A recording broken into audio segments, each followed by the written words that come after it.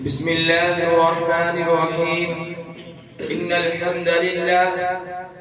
والصلاة والسلام على رسول الله أما بعد فأعوذ بالله من الشيطان الرجيم بسم الله الرحمن الرحيم قال الله في القرآن الكريم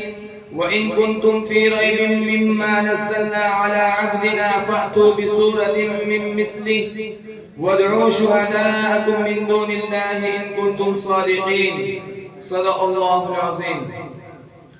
مکافانی مکی آنی ازل تیرا ابد تیرا مکافانی مکی آنی ازل تیرا ابد تیرا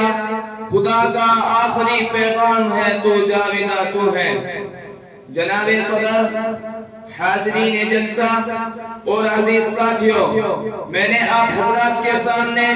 قرآن پاک کی چھوٹی سی آیت تلاوت کی ہے جس میں اب تعالی شانہ نے فرمایا ہے کہ یہ قرآن جو محمد عربی صلی اللہ علیہ وسلم تمہیں پڑھ کر سناتے ہیں اس کے علوم و معارف تمہارے سامنے بیان کرتے ہیں اس کی صداقت و سچائی کا اعلان کرتے ہیں اور تم یہ سمجھتے ہو تمہارا خیال یہ ہے کہ یہ اسی کا کلام ہے آسمانی وحی نہیں ہے میری طرف سے نازل نہیں ہوا ہے تم میرے حبیب کو جھٹلاتے ہو تم میں سے کہنے والے کہتے ہیں لو نشاء لقلنا مثل هذا اگر ہم چاہتے تو یہ جیسا کلام بھی ہم پیش کر دیتے تو آؤ تمہارے لیے راستہ صاف ہے تم بھی مسلمان ہو تم بھی اسی خطے کے رہنے والے ہو طلاقت لسانی میں تمہاری مثال نہیں وسعت و بلاغت کے تم امام ہو تمہاری ادنا سے ادنا چھوکریاں بھی شعراء و ادباء کی مجلسوں میں کھلبلی مچا دیتی ہے تم نظر و نظر کے استاذ ہو ماہر فن ہو تو یہ جیسا قرآن پیش کرو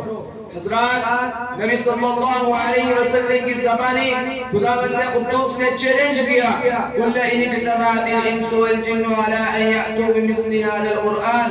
لا ياتون بمثله ولو كان بعضهم لبعض ظهيرا کہ محمد صلی اللہ علیہ وسلم کہہ دیجئے کہ تم یہ کہتے ہو یہ انسان کا کلام ہے اگر تمام انسان اور جنات اور کائنات کی تمام مخلوق بھی اکٹھا ہو کر یہ جیسا کلام پیش کرنا چاہے تو پیش نہیں کر سکتی چاہے ایک دوسرے کے حامی و مددگار کیوں نہ بن جائے یہ ایک چیلنج تھا دشمنان اسلام و قرآن کے لیے ایک ذری موقع تھا جو اسلام اور پیغمبر اسلام کے خلاف تعانو تشریح کر رہے تھے جو اسلام کا چہرہ بس کرنے کے لیے کوشش کر رہے تھے وہ میدان میں آتے اور اس چیلنج کا کلام پیش کر کے اس چیلنج کا جواب دیتے اور اس تحریک کو بننے سے پہلے ہی کچل دیتے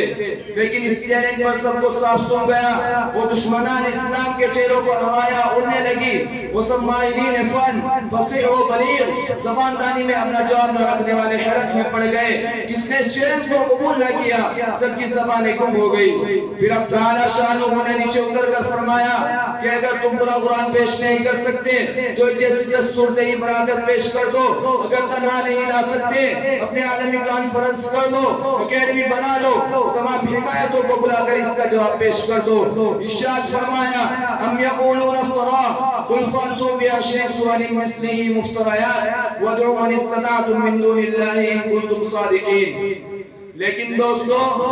عرب کے معاشرے سے کوئی سرا بلند نہیں ہوئی کسی کی رنگ حمیت نہیں پھڑکی کسی کے دل میں غیرت نہیں آئی کسی کی طبیعت میں جوش و بات پیدا نہیں ہوا کہ وہ اس جیسا کلام پیش کر کے رسول اللہ صلی اللہ علیہ وسلم کے خلاف ایک نیا محاذ کھڑا کر دیتے اور اس تحریک کو بے قبول سے باہر پھینکتے اللہ تبارک و تعالی نے ان کے رنگ حمیت کو پھر للکارا ان کی غیرت پر بھی تیشہ زنی کی ان کے شک و شبہ کو پھر مہمیز لگائی اور صداقت کا اعلان کیا فرمایا وَإِن كُنْتُمْ فِي رَيْبٍ مِّمَّا نَزَّلْنَا عَلَىٰ عَبْدِنَا فَأْتُوا بِسُورَةٍ مِّن مِّثْلِهِ وَادْعُوا شُهَدَاءَكُم مِّن دُونِ اللَّهِ إِن كُنتُمْ صَادِقِينَ کہ اگر تمہیں اس کلام میں ذرہ برابر بھی شبہ ہے اگر تم یہ خیال کرتے ہو کہ محمد صلی اللہ علیہ وسلم اسے بنا کر لاتے ہیں تو تم اس جیسی ایک صورت بنا دو اور اپنے تمام معبودانہ باطلہ کو ساتھ لے لو ان کا تعاون لے کر تمام کو مجتمع کر کے انفراداً نہ صحیح اجتماعی طریقے سے اس کا ایک بات پیش کر دو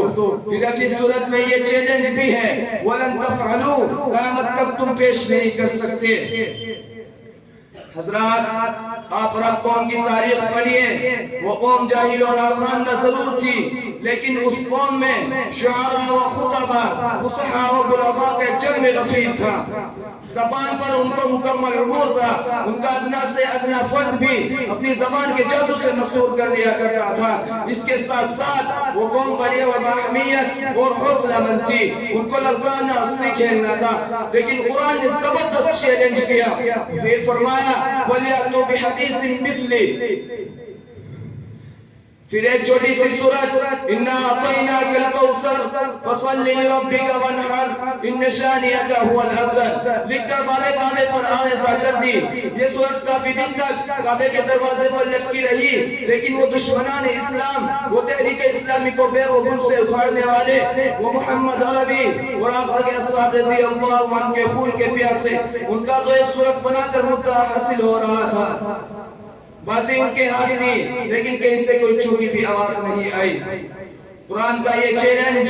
صرف اہل عرب کے لیے نہیں، بلکہ یہ قیامت تک آنے والی تمام افراد سے متعلق ہے۔ آج بھی یہ چیلنج اہل دانش کو للکار رہا ہے۔ آج بھی جو قرآن کے خلاف اپنی ناپاک زبان استعمال کرتے ہیں، وہ اس چیلنج کو قبول کریں اور میدان میں آئے، ان کے لیے راستہ صاف ہے۔